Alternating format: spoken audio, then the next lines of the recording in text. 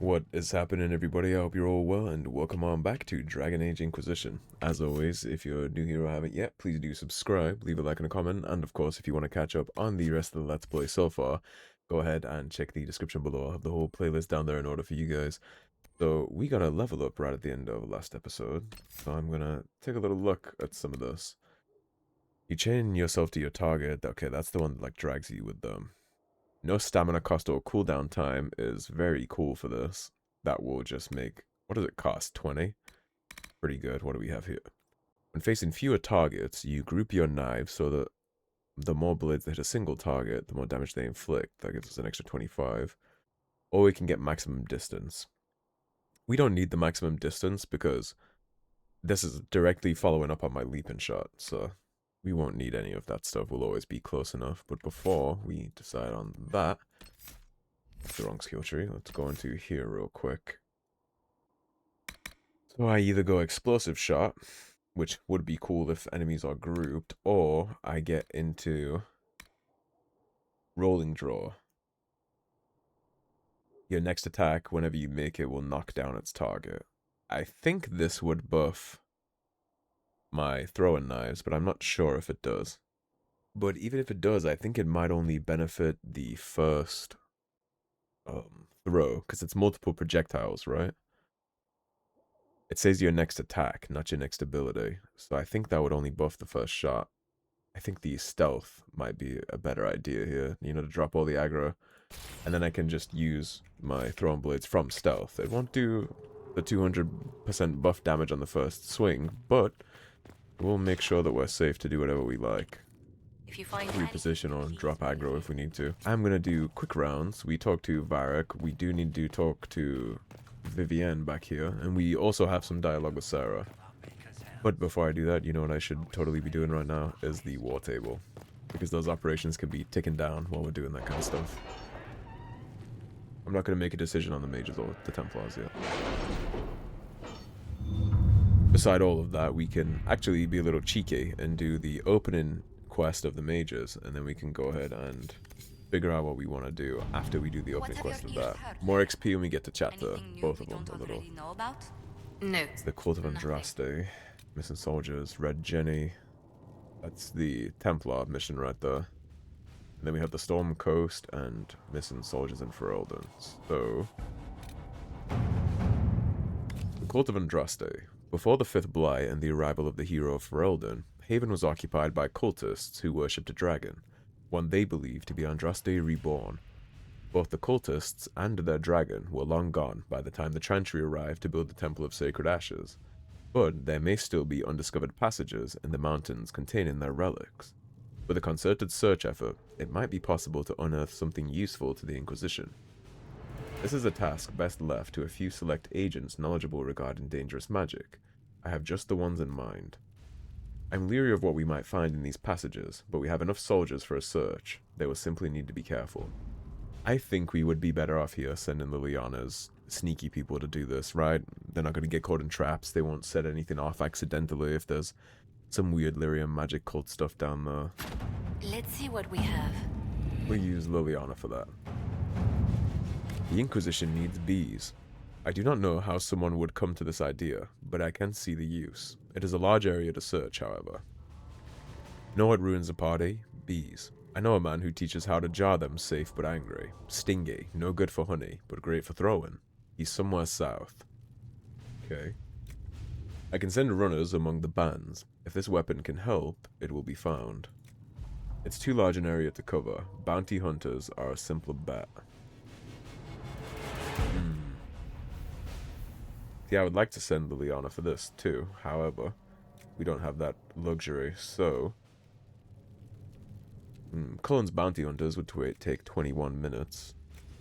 Let's use Cullen for this. All right. He can send his bounty hunters on that mission. The commander have his way there. Truth or dare the Imperial Court. The Chantry remains, and Red Jenny says drop and grab. Truth or dare the Imperial Court. My dearest Vivienne, you cannot have heard the shocking allegations against the Inquisition, or surely you would never have been seen with them. Allow me, as a friend, to open your eyes. People are saying that Divine Justinia is indeed alive, but that the Inquisition, her closest advisors and most trusted servants, have orchestrated all this chaos on her orders.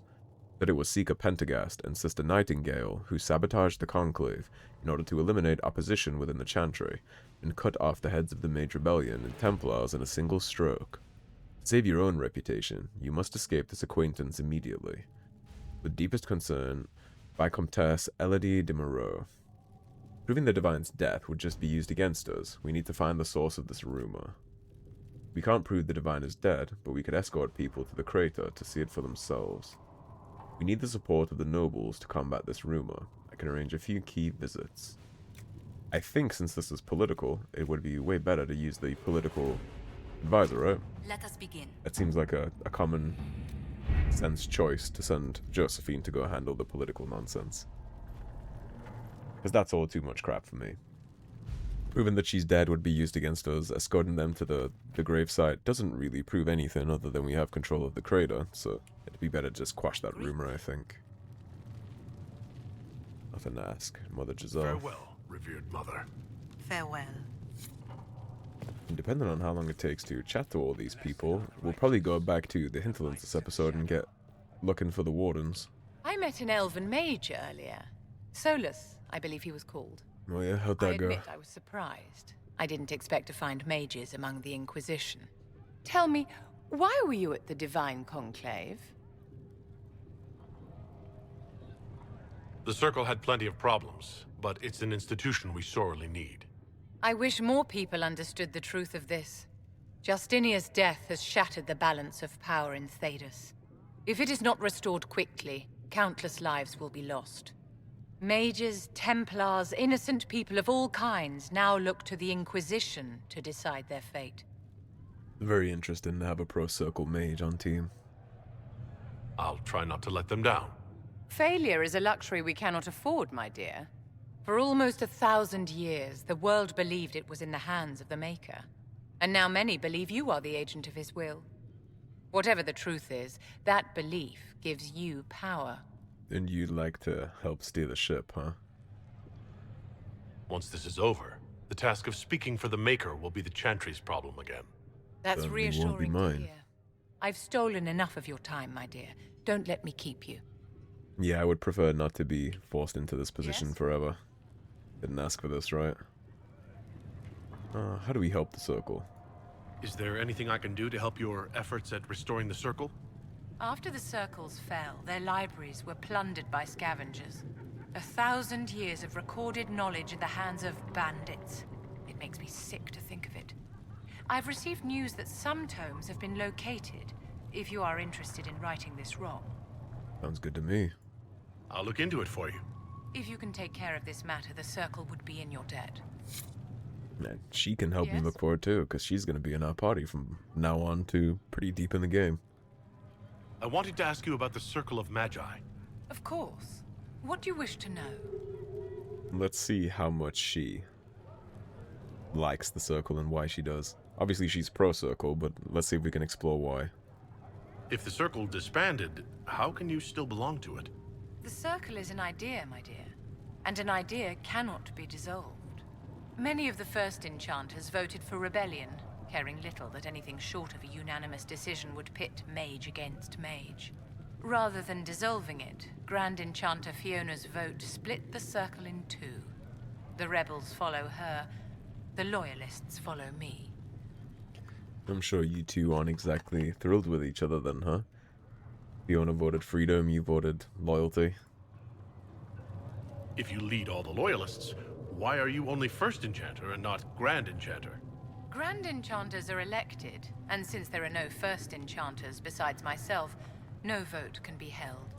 I could name myself Grand Enchanter, but the title holds no meaning now. When the circles are restored, that will change. And you'll be the Grand Enchanter of all the mages. Wonder if that's partly why she'd like it restored. What was it like to live in a circle? My dear, your question is the root of all problems with mages. I cannot tell you. Every circle was different. Their Templars were different, their politics unique. And every person within each tower had an experience of circle life unique to themselves. Some people suffered and some were content. Some were cruel, some compassionate, and some indifferent. The same is true of people everywhere, in all circumstances, whether they are mages or not. That's actually quite true. So, tell me about your personal experience with the Circle. I enjoyed life in the Montsimard Circle, my dear. It was an edifice devoted to knowledge and refinement.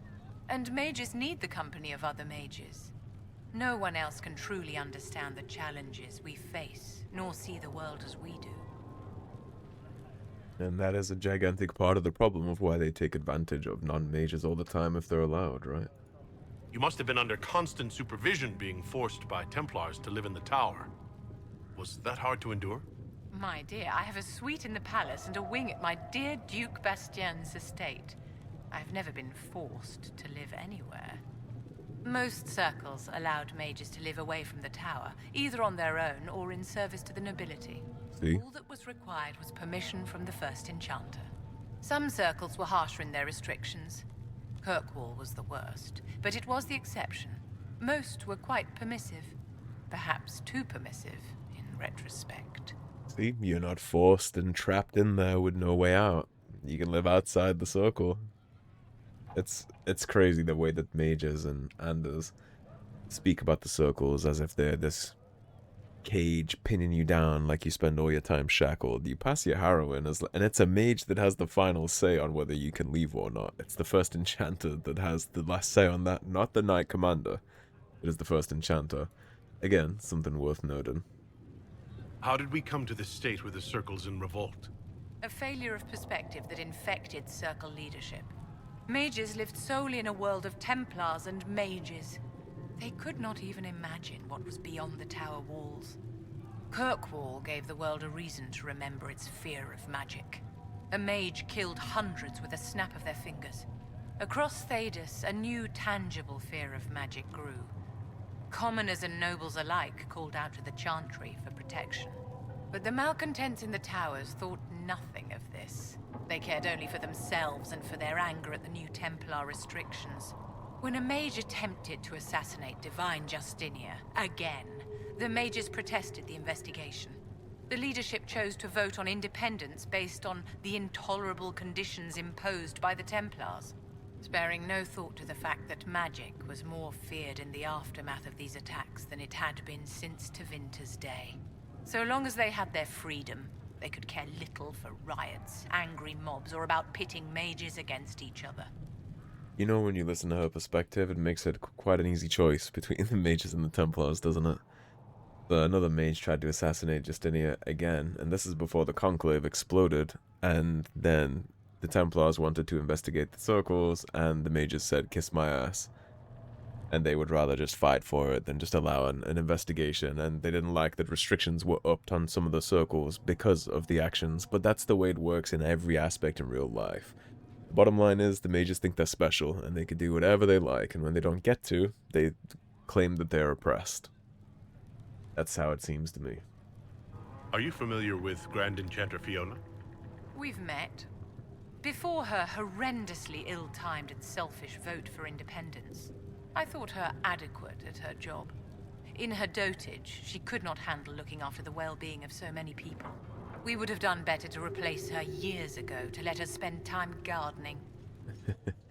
Like I said last episode, a very sharp tongue. Did they have cause to rebel? In the aftermath of their terrorist attacks? Was that really the most opportune time to break away? By all means, protest abuses by the Templars. Just don't do it in a way that says mages support wholesale murder. By voting when they did, my colleagues all but declared war upon the ordinary people of Thedas. A war in which we are outnumbered 100 to 1. I thought the Hit the fighting was nail only on the between head, mages Vivienne. and Templars. Why are mages fighting mages? The vote for independence was carried by only a small margin, but Fiona chose to let the motion stand. Those who opposed a rash declaration of war against the entire free world had little choice. By breaking from the Chantry when they did, the rebels declared themselves in support of mass murder. Anyone who did not wish to support terrorism and the slaughter of innocents was forced to take arms against the rebels. Yes? Like I said, the way she paints the picture makes it quite easy to make a decision on all that. I'd like to know more about you, Madame Vivienne. Whatever would you like to know? Your accent's not Orlesian. Where exactly are you from? I am from the Circle, my dear. One's country of origin rarely matters there. But if you must know, I was born in Wycombe in the Free Marches. I was sent to the Ostwick Circle, but I transferred to Monsignor while still an apprentice. Ostwick is where we grew up. I'm curious how a Circle Mage winds up at court here. Nobody winds up at court, my dear. It takes a great deal of effort to arrive there. I caught the eye of Duke Bastien de Ghislaine, an advantageous connection that opened many doors. When the position of Enchanter to the Imperial Court became vacant, I was able to secure it. You're married to the Duke de Ghislaine? Of course not, my dear. Don't be ridiculous. New mistress. Marriage is the business of alliance and inheritance. I'm Bastien's mistress. By choice, huh? And what does the Duchess de Ghislaine think of this arrangement? We got along quite well. Duchess Nicoline and I used to host musical salons together. She was a great patron of the arts. Was, huh? She passed away from a fever a few years ago, the poor dear. I wonder how that happened. Wouldn't be anything to do with you, would it, Vivienne? What duties does a court enchanter have? I am tasked with providing assistance to the Empress on arcane matters. Most of my predecessors restricted this to lighting lamps and doing parlor tricks.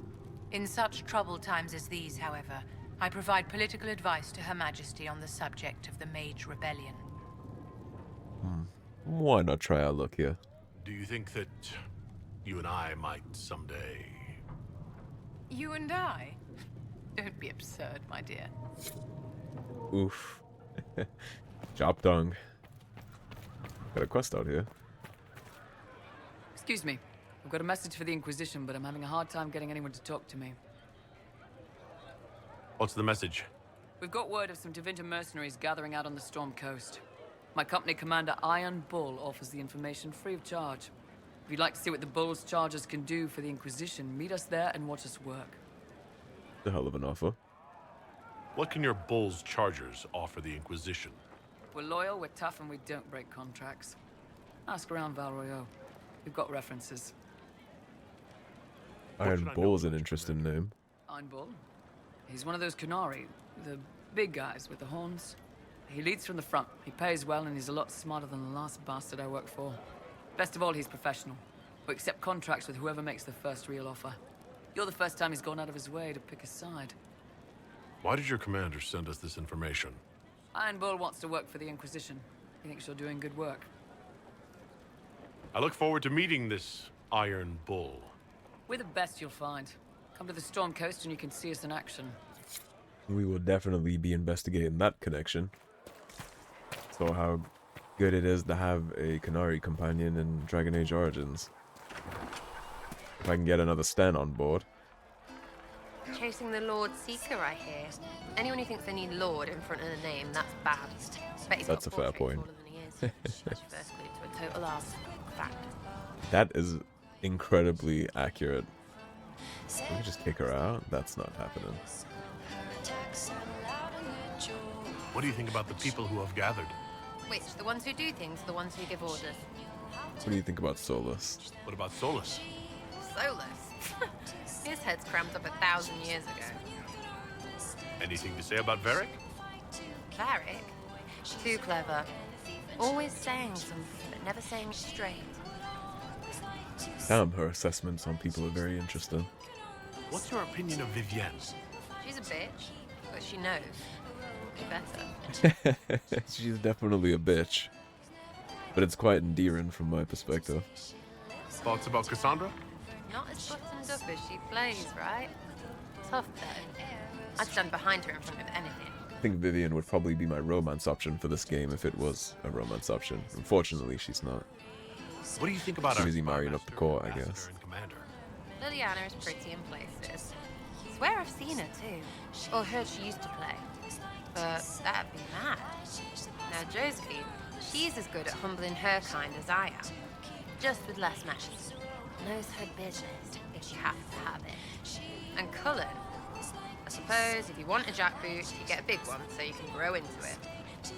Nice feather. He actually has met or seen Liliana before. She would have seen Liliana when we were in Denerim and Origins. Chasing mages, that's a Templar's job. A big, armoured, pissed-off helm polisher.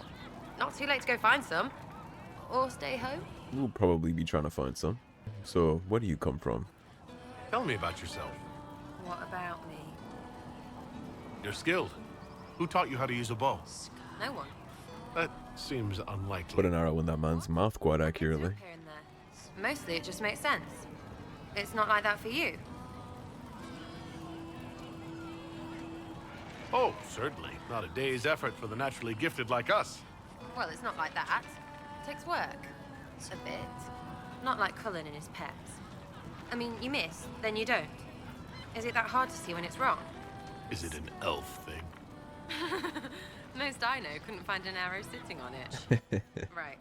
It is a Maybe stereotype, right? make Like the it elven look archer. Easy and shite company. Fact still is, no teacher.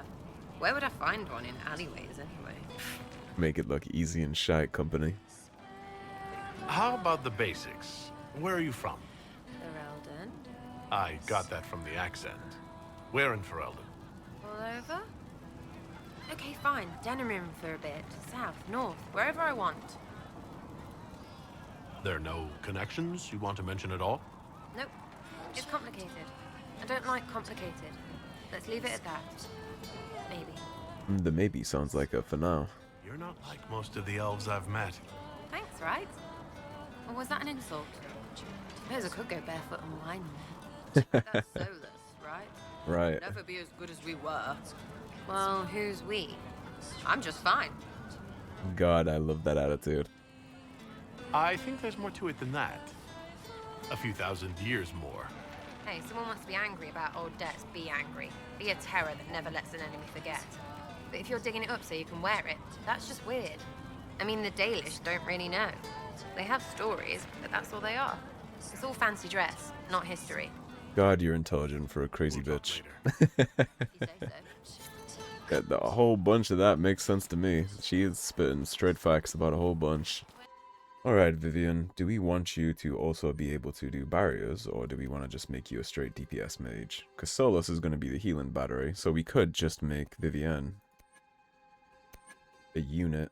I might give her the barrier just to have it, but I would like her to do damage too. You unleash a blast of lightning that shocks one target and arcs to nearby enemies. Lightning bolt. You summon a bolt of lightning. The blast and paralyzes a single target. If other enemies are nearby, the bolt will paralyze the target for longer. Sounds good. The storm comes to your aid even without you calling it. When you are in combat, lightning will periodically strike a random nearby enemy at 300% weapon damage. That is obscene. Gathering Storm. You use your staff's energy to fill the area with sympathetic magic. Each basic attack shortens your active cooldowns. That also sounds insane. Static Cage. Static Charge. You sheath yourself in lightning while casting spells. Enemies that attempt to interrupt your casting with attacks are struck by arcs that leave them paralyzed. The lightning tree is chunky, isn't it? Chain lightning arcs farther and hits more targets. Chain lightning never strikes the same target more than once, but it deals more damage with each new target it reaches. That sounds like the superior option to me. So I'll leave that chunking down, and I think it might be a good idea to just have her pop in some barriers. The barrier holds its full strength for longer before it begins to decay. You've learned to cast a barrier with a more stable magical pattern. Each time a barrier you have cast expires, the ability's cooldown time is reduced. We'll do that. And then we'll give her the automatic protective barrier. Alright, now we gotta go to your behaviors. Targeting behavior, follow. I want you to attack whatever I'm attacking. And then if we go to abilities, tactics, let's have you prefer Chain Lightning. And then we can just leave those two activated. But Chain Lightning is the one I want her to pop often. Actually, this one, yeah, let's prefer both those. And then you can just use barrier if you see fit. I think the way up this hill is back here. Blackwall is a goat of a character. You know how I feel about Grey Wardens.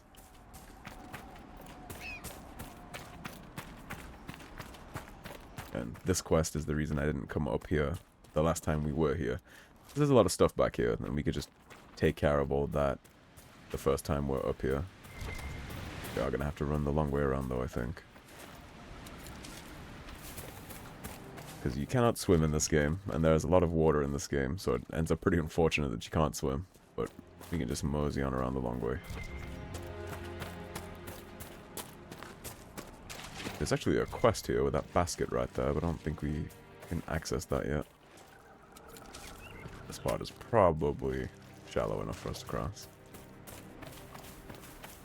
Go ahead and claim this land for the cause. Once you unlock all those sagas of Tear the Bride Axe, we'll be able to do a little story quest about that. Oh, sorry, a war table mission about that. Not a story quest.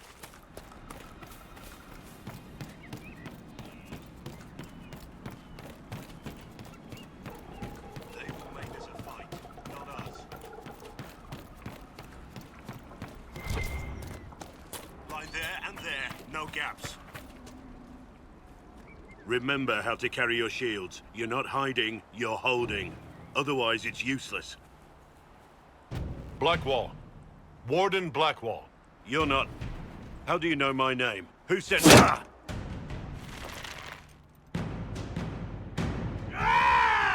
That's it. Help or get out. We're dealing with these idiots first.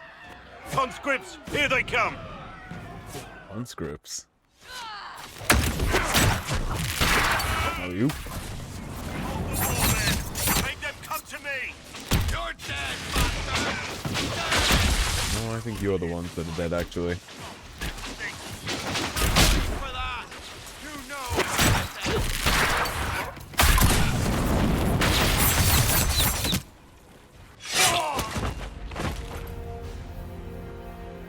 know! Living up to the brand so far.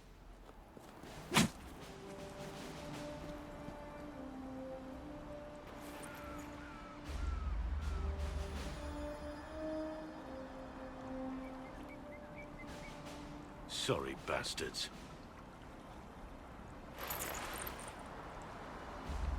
Good work, conscripts. Even if this shouldn't have happened, they could have... Well, thieves are made, not born. Take back what they stole. Go back to your families. You saved yourselves.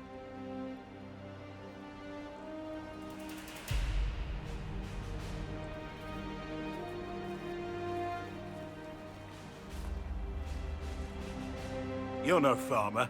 Why do you know my name? Who are you?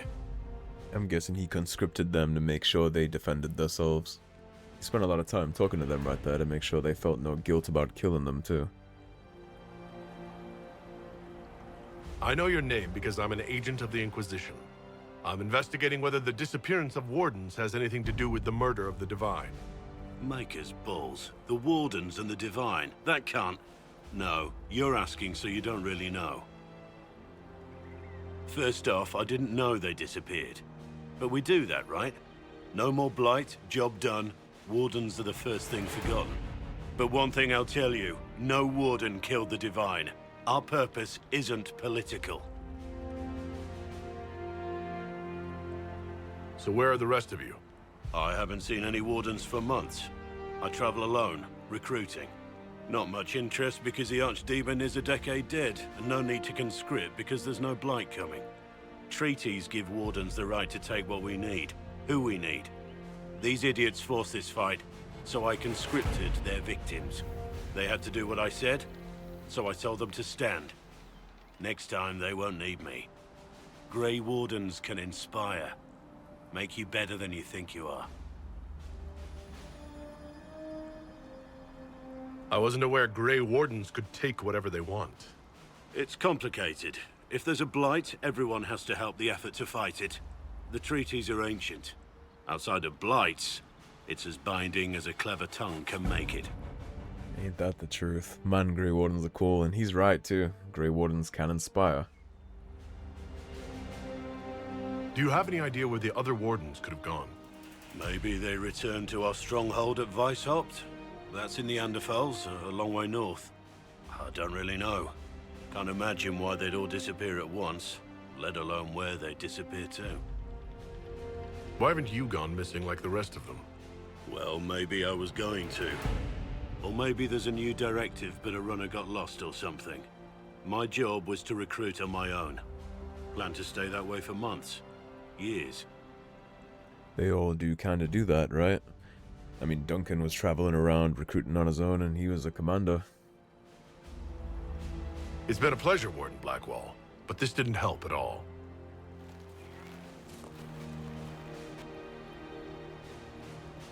Inquisition.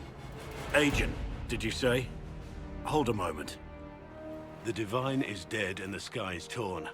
Events like these, thinking we're absent is almost as bad as thinking we're involved.